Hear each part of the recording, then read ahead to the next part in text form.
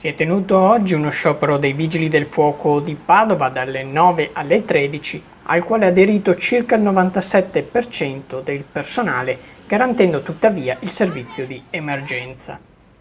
Ormai la misura è colma. Poco più di 30 operatori garantiscono la copertura di tutta la provincia di Padova. Con questo trend si rischia di non assicurare uno standard di soccorso adeguato e di mettere a repentaglio la sicurezza degli operatori a causa dei continui tagli.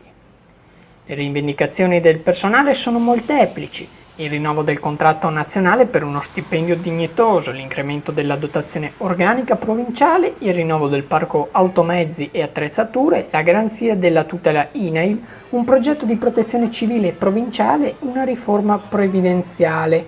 Protestano inoltre contro la riforma del riordino delle carriere e per il riconoscimento della categoria usurante. Lo sciopero è ormai l'unica risposta che può ricevere la politica e l'amministrazione, complici dello smantellamento del corpo più amato del paese. Sfiscia Channel News, Padova.